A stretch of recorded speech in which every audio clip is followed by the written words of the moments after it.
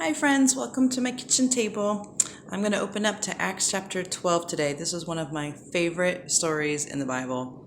I think because I can just really put myself into this story and it's so miraculous to me and I just love it. So let's jump in. We're at Acts 12:1. About this time, King Herod arrested some who belonged to the church, intending to persecute them. He had James, the brother of John, put to death with a sword. When he saw that this met with approval among the Jews, he proceeded to seize Peter also. This happened during the festival of unleavened bread. After arresting him, he put him in prison, handed him over to the guard to be guarded by 4 squads of 4 soldiers each. Herod intended to bring him out for public trial after the Passover. So Peter was kept in prison, but the church was earnestly praying to God for him. The night before Herod was to bring him to trial, Peter was sleeping between 2 soldiers, bound with 2 chains, and sentries stood guard at the entrance. Suddenly an angel of the Lord appeared, and a light shone in the cell. He struck Peter on the side and woke him up. "Quick, get up," he said, and the chains fell off Peter's wrists. Then the angel said to him, "Put on your clothes and your sandals." Peter did so.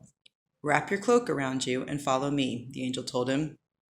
Peter followed him out of the prison, but had no idea what the angel was doing was really happening. He thought he was seeing a vision. They passed the first and second guards and came to the iron gate leading to the city. It opened for them by itself, and they went through it.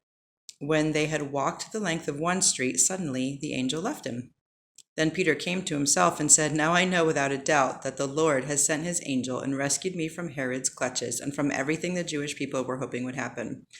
When this had dawned on him, he went to the house of Mary, the mother of John, also called Mark, where many people had gathered and were praying. Peter knocked at the outer entrance, and a servant named Rhoda came to answer the door. When she recognized Peter's voice, she was so overjoyed she ran back without opening it and exclaimed, "Peter's at the door." "You're out of your mind," they told her, but she kept insisting that it was so, and they said it must be his angel. But Peter kept on knocking. When they opened the door and saw him, they were astonished. Peter motioned with his hand for them to be quiet and described how the Lord had brought him out of prison. "Tell James and the other brothers and sisters about this," he said. Then he left for another place. In the morning there was no small commotion among the soldiers as to what had become of Peter. After Herod had a thorough search made for him and did not find him, he cross-examined the guards and ordered that they be executed. Well, there's a lot going on here, so let's just break it down. Start at the beginning. First of all, so Herod is intent on persecuting the believers, and he's seeming to be doing it because he's trying to please the Jews, which is something I really don't understand. I don't know why he wants to make them so happy.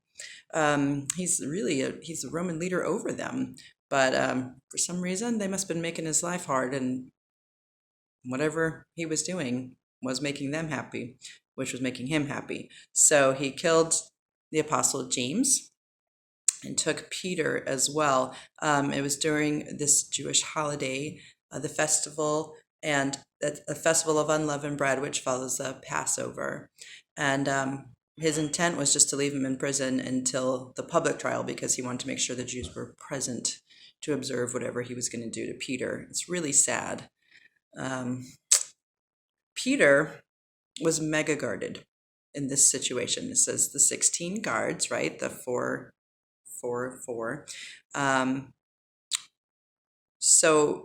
But it also says in verse 5 that the church was earnestly praying for him. So God moves when his people pray. But this group of believers who are praying for him, I mean, things were getting real here. James is dead. And we know earlier Saul had been going house to house, and trying to find Christians to put in prison. So I'm sure he wasn't the only one. So there's a lot of persecution going on, and it's probably people that they know. And also it could be them any day. So they're really praying. So here's Peter. He's in this prison cell.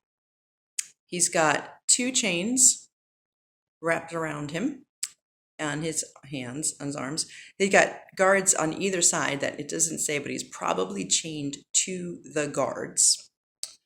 And then he's got 16 sentries at the door. So this is a big deal. I mean, he's stuck here and he knows it. Um, but then the angel of the Lord shows up in verse 7. And this is the part that just kills me because this angel makes absolutely no attempt in any way of being discreet. God was just kind of showing off here. And I love it. I love that part of the story because it's just so great. First of all, he comes in this cell by a bright light. Okay. So he wasn't even trying to like keep it low. I mean, he comes in the dark and just shines this huge bright light. And then he strikes Peter on the side to wake him up. So I'm thinking, like, if somebody punches me in the ribs, I'm gonna, something. There's gonna be some sort of a noise. Maybe not. I don't know. Maybe Peter's a little cooler than I am, but I'm gonna grunt. And then it says the chains fall to the ground. This is not a quiet sound. Chains falling to the ground. I actually considered going out into our shed and getting a chain and just dropping it to see how much of a noise it would make on the video. But we got like a foot of snow last night, and I'm not going to go out and try to shovel my way to the shed, much as I love you guys. Just imagine that a chain makes a lot of sound. And then the angel speaks to Peter and tells him to get up quickly. He doesn't say get up quietly or carefully. He just says, get up quickly, hurry. So Peter gets up, and clearly this angel's not the least bit worried about the guards. Don't face him in the least. He tells Peter, this is what I love, I just think it's so funny. He tells Peter to get dressed. Now keep in mind, he's in this room with guards just everywhere. He's like, get dressed. And then he tells them, put your sandals on. I've seen some pictures of what the sandals probably look like, and they're like lace-up things. I mean, this is not a small project. They're not Crocs that you slip your feet into. It's a project, so he's in there just amongst all these guards, just getting dressed. And Angel's still talking to him in, a voice that's audible. So it's really funny. And so he does that. He gets dressed. He gets his sandals on. And then the angel tells him, put your cloak on. Go ahead and there's like one more thing. Like, we're not in a hurry. Get dressed. Get all your stuff together. Let's go, I just think it's so funny. It's comical to me, really, and just super astonishing. So finally, Peter's following this angel out of the prison. And it says in, was it 9, I think, that the whole time Peter just thinks that this is all a vision. He doesn't even know that it's real. And I think it's probably because if he knew it was really real, I feel like he might have screwed it up. I would have, I feel like, for sure. I would have been like trying to shush the angel, or just the fear, and trying to like be super quiet. And I just would have missed the whole thing. So to keep that from happening, to make sure Peter played it cool, he just thought the whole thing was the trance. He thought he was like having a dream. So he gets led out. Where am I here? He gets led out of the prison. He's sailing right past a whole bunch more guards. Nobody seems to notice them in any way. And they get out a whole street away before Peter kind of comes to his mind, to himself, and his mind is restored. And he knows, oh, I just walked straight out of prison. Like, that must have freaked him out. I just would love to have a conversation with Peter about that moment where he realized, I'm not in prison right now. This is happening. But you know what I love is that he went straight to the house, Mary's house, the mother of John Mark. He must have known that that's where people were there and just praying for him. And I love that, because think of the comfort it gave him while he was in prison, awaiting his trial, surrounded by guards, chained up, to know that at his friend's house, there was a group of believers just gathered together, staying together, and earnestly praying for him. He must have known that they were there. I just think that's so beautiful and so encouraging to know. I've had times in my life where I've just, been in a really rough place, and to know that believers are praying for me is just, it makes all the difference in the world. And to be that person who's praying for somebody and praying expectantly. They were earnestly praying and expectant. So that does then leave the question of why this next scene plays out the way it does. So he goes to her house, he knocks on the door. Poor Rhoda. This girl, Rhoda, their servant girl, Rhoda, she's going to go down in history forever as the blonde chick who forgot to open the door. I mean, it's just the poor thing. This is her claim to fame. She didn't let Peter in the house. I mean, she at least believed that it was him. She knew for sure that it was Peter. She just didn't open the door. But she went to her friends, to the people in the house, and said, Peter is at the door. And they didn't believe her. Here they are in a group of together, earnestly praying. And yet, when she tells them, your prayer is answered, he's here, they don't believe her. And I was thinking about that a lot last night and thinking, I don't think it's because they lacked the faith. They had seen crazy miracles. These are, people who are leaders in the church. They had seen all of the things that were going on. They knew what God was capable of doing. So I was praying about it a lot, actually, just to see what God would say and bring some clarification. And I felt like, it's not that there was a lack of faith, but sometimes we can all get this picture in our head of what we want God to do and how it's supposed to look. And it didn't look like what they thought it was going to look like. Peter showed up at the door, and they probably thought, okay, he's going to go to trial, and then God, when he's there, do this and do that, or whatever what they hoped was going to happen wasn't the way that God did it. He went above and beyond what they were hoping for, probably. But I definitely can see that in my life of times of I may have missed something because I was so intent on what I wanted God to do, and I really like to set the plans, and God sets his own plans. Doesn't matter what I think or what these believers were thinking and praying for. So here they open the door. It's all super astonishing. Peter hushes them and says, hey, look, spread the word, man. This is like the most encouraging story ever. Go tell everybody.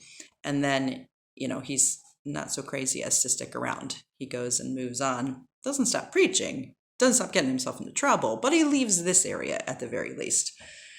And then it says in verse 18 that there's no small commotion in the prison when Herod finds out that Peter's gone. Obviously. So here he was. He couldn't have put more guys in there, and he was very well guarded. So the fact that this man disappeared is a real problem. And, to be perfectly honest, it always kind of bothered me when I thought, it's awesome that God freed Peter from prison. Super grateful for that. That's awesome. But for no fault of their own, these soldiers who were guarding him were killed. And I thought, man, I just kind of struggled with that a little bit. Like, that's not really fair.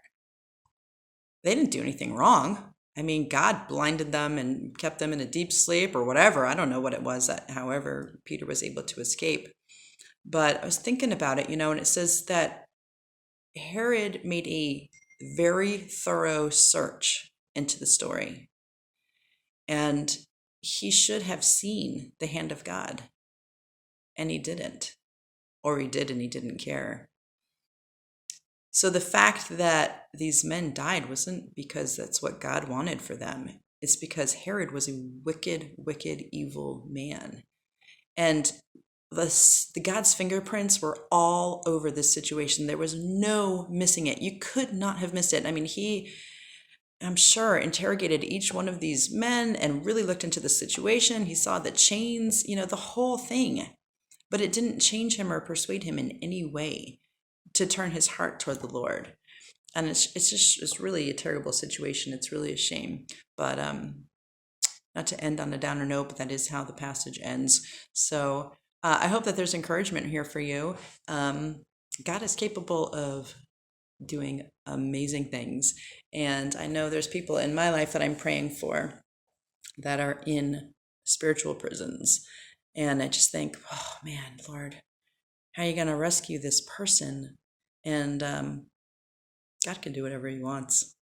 And if he wants to show off a bit and do something crazy, go for it. I'm ready. And I hope that when the miracles happen and people are set free, that I'll recognize it and not try to put my own spin on it or hope that things go a certain way, but just to give God freedom to not put him in a box, but to let him be God and I think this passage is just a really great one. There's so many things in it that you can take from it and be encouraged. So I pray that you are encouraged today and walk with God and have a wonderful day.